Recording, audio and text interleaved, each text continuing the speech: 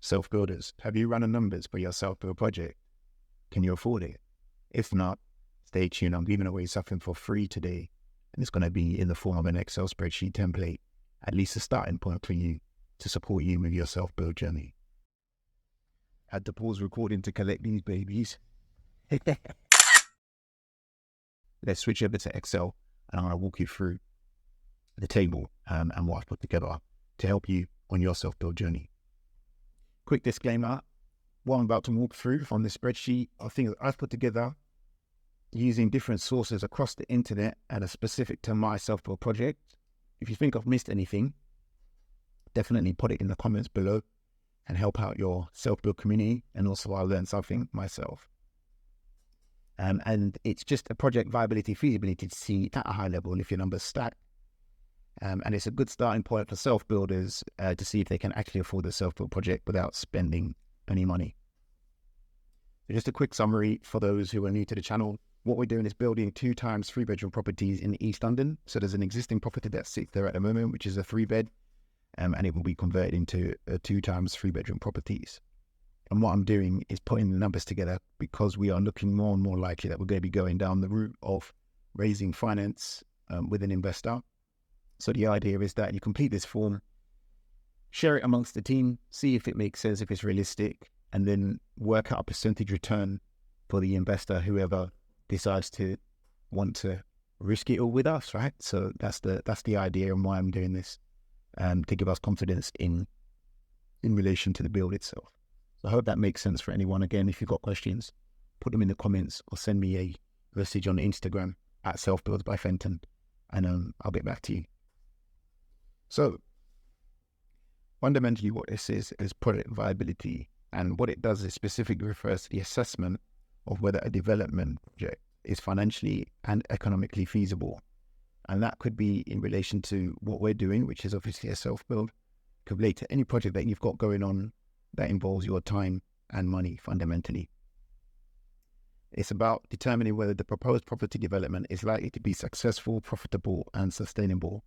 And the assessment is crucial for self-builders, I mentioned, developers, investors, stakeholders. And what it does is it allows not just yourself, but other stakeholders to make informed decisions about whether to proceed with, in this case, obviously, this self-build development. You don't want to be left with no money after laying out so much money, which is why this is so important to do. So as for this document, what I've done, I've broken it out into 3 different phases. So you've got finance management, construction and project execution, regulation and compliance, and then just the totals at the bottom. And what it also does, it factors in a 10% contingency, other than when you populate the fields on the forecast spend column. So let's just quickly run through the finance management section. So all the research I've done and put together, I looked at numerous self-build community groups and looked all over the internet to understand all the factors and scope that we're going to need to spend money in.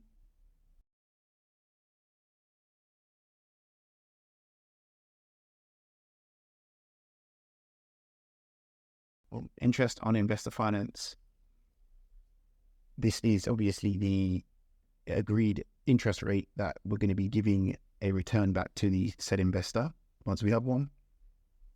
Loan fees and charges, interest on investor finance and legal fees. That's pretty self-explanatory. I don't think I need to go into any more detail on that section.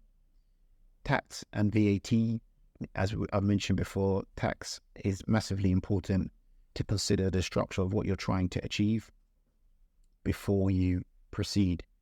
I think I've mentioned in previous videos that it's better to work out your tax structure before you spend any money than try and do it retrospectively afterwards.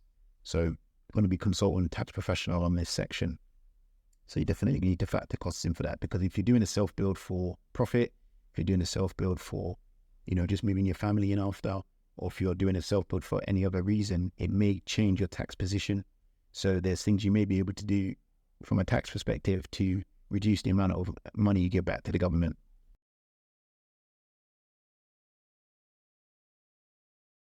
So again, this section's pretty self-explanatory.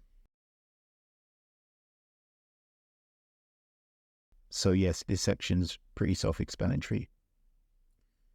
VAT, again, is another big consideration that needs to be, communicated and called out, because your VAT position will change, as I understand it, depending on what it is you're doing.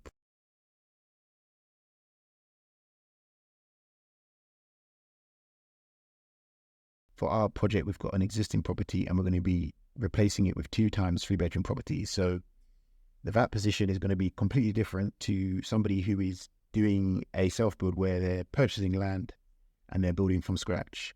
You wouldn't think it would be different, but it actually is. So again, definitely contact Andrew, the VAT man. Shout out Andrew. He's all over the self-build community groups and he's really good, and has lots of 5-star reviews. I'll put his contact details down in the chat. So if anyone's got any questions in relation to that, I'm sending them your way, Andrew. Other than that, those are the 2 elements from a tax and VAT perspective that need to be considered. And then insurance, which is a big one that a lot of people don't do. General site insurance, structural warranty, public liability insurance, employer's liability insurance. That's mainly for if you're going to be managing the resources yourself. So in our case, we're going to need that. And personal accident insurance. So if somebody, God forbid, dies on your project, you need to make sure that you're covered, because you just never know what could happen on building projects. They're very dangerous, as we all are aware. So you need to make sure that you factor in all of these, or depending on your project, obviously, and make that right assessment. Coming down to services. So services, electric, and again, this is going to be different for your project. This is specific to ours. Services, electric mains and infrastructure, gas mains, water mains, building works.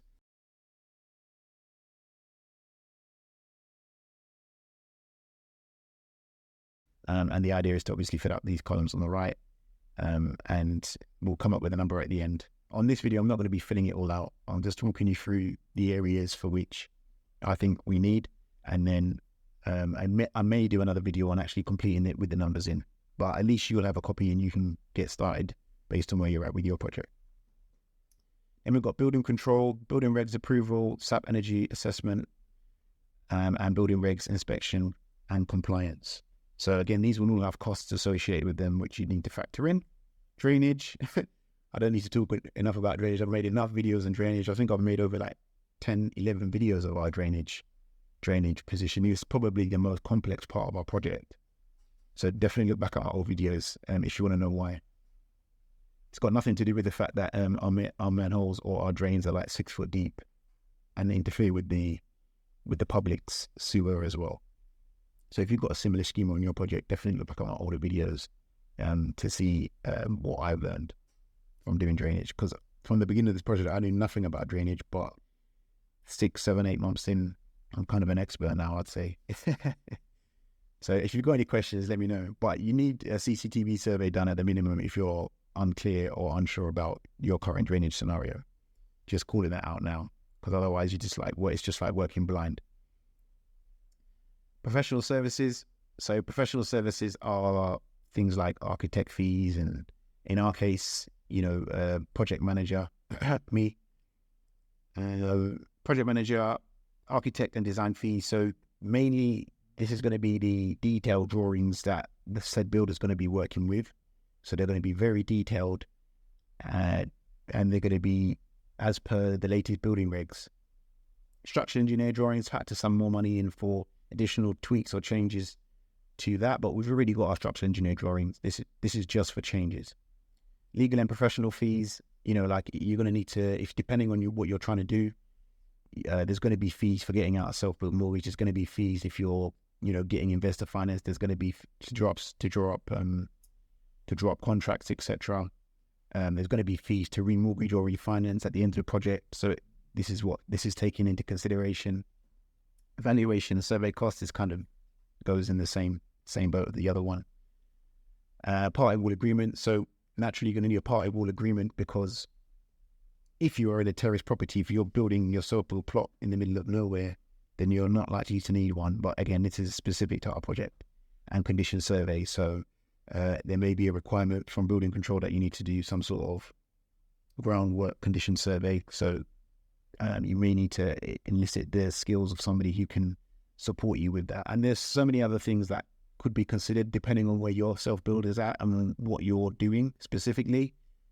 But I keep going to be annoying with this. I'm just going to keep referring back to the fact that this is just solely for our project. So I've been quite selfish in some of the fields I've kind of kept in here. On-site costs, expenses and purchases, on-site welfare, making sure there's a toilet. Although I am looking likely to be living on site, so it's going to be fun where I'm going to be put, whether I'm going to be living in the house or I'm going to be kind of stuck somewhere else, maybe in an outbuilding or something. So that should be fun. Temporary fencing, contingency fund, health and safety equipment, obviously hard hats, etc. The right equipment, safety equipment, plant hire and skip hire across the project need to be factored in from a spend perspective as well. Site preparation, stripping all the existing house out, and we've got a lot of concrete that needs breaking up, so that's got to be done. Live services disconnection. So live services are most likely going to be moved because we'll probably be able to start this project with the live services connected based on the build approach we've agreed and worked out with the architect. Breakout of hard services. Again, I've just mentioned we've got a lot of concrete to spell services are on there. Can't spell today. If breakout of hard services, yeah. Ground condition survey is a possibility we may need to get done as well. Site preparation expenses. Pretty self-explanatory, that section. Construction costs. Now with the actual construction costs, we've got a huge list of materials, as you would expect for building two houses. We've got a huge estimate from the quantity surveyor in relation to the labour costs as well. But again, this is where it's about, seeing where you can add value. A lot of labour I'm going to be doing along with my brother probably and my old man. So we're going to be able to save a massive amount in relation to labour. And then you've got subcontractor fees, obviously, for your different services, etc. And I think the key ones for the first phase of the project are going to be bricklayer, of which my dad is one. Carpentry is going to be a massive piece. So that's going to be a big one. And I would say the third big one is going to probably be the steelwork that we need to put in as well. And then other than that, everything else I think is going to be just your standard services once we get inside and get it watertight. Building costs coming down again. We've got like a ballpark for how much all of this is going to cost. But again, it's all down to where you can save money, and things like Facebook Marketplace is a great place to find building materials and be able to find things on the cheap. And eBay as well is really good for things. So it's going to be a lot of shopping around, seeing where you can get stuff. But the idea is once you've got all of these costs, you plug them all into here. And then it will come out with a estimate for the whole project. Regulation and compliance is next. So these are the planning conditions that I mentioned in previous videos. So if you look on your planning application, definitely look under your planning conditions and see what planning conditions you've got that you need to consider in terms of how much you're going to spend, because it might surprise you when you try and remortgage or you try and exit your project, realize you've missed a number of planning conditions, and then the bank or whoever you're trying to refinance with or whoever you're trying to sell this property to won't accept because you haven't completed all of your planning conditions. So the planning conditions we have are specific to our project. So we've been told we need to remove the drop curb because there's one there currently. We need to add cycle parking, and we need to add a green roof on the extension. I've also added in here SIL, so Community Infrastructure Levy, which I've mentioned in previous videos about what that is. But fundamentally, in layman terms, it's just a tax that the council put onto your project depending on how much, I think, is additional space you're adding. Did I say I was going to do another video on this? I can't remember now, but yeah, potentially I will do one specifically on SIL tax and how to calculate it for your project, because I told you on previous videos that the council calculated it wrong and my sister corrected them. Don't mess with my sister when it comes to anything in relation to contracts or calculations. She's top on all of that stuff. And then coming down, total. So again, it's going to pop out a total here once we've populated all of this. We've got a 10% contingency, and then that will give us our feasibility budget total. So then that's the amount, once this number's populated, how much we're going to need to actually start and finish this project in its totality. And any other bits and pieces that we may have missed, will be factored into that 10% contingency. So hopefully the project shouldn't run out of money. And then what you can do is you can track the project on an almost weekly basis and see where you are against your spending. I'll create another document to show you how to do that and share it with you all for free. Because as I say, this channel is about giving away value, right? To help people with their self-build. And yeah, all I'd ask you to do is just hit subscribe, support the movement. Next target, 200 subscribers. So if you want a copy of this document, I'll put a link in the description below, and at least it's a good start for 10 for you, and you can just add to it or take away from it as necessary. But this is kind of the plan that we're going to be working to, so hopefully that was useful for you all. Back to the video. I hope that Excel spreadsheet gives you at least a starting point for where to begin with regards to pricing up your self-build project, and at least covers most of the items. Obviously things like land and those types of elements you need to consider as well. Maybe you can get those from somewhere else. If you found the content valuable, don't forget to hit like and subscribe. As usual, support the movement, support the channel. I think I'm on about 116 followers now, or subscribers on YouTube. So appreciate the support, guys. Just keep plugging away. And also another note, as I mentioned in previous episodes, I finally started creating my short form content. A lot of it's cutting up content I've already created. And obviously for those people who haven't got time to look through all of my long form content, this way it helps, create that ease of use in relation to seeing what topics you're interested in, so you can get the information that you need to support you on your self-build journey. So until the next episode, peace. Bring the funk back.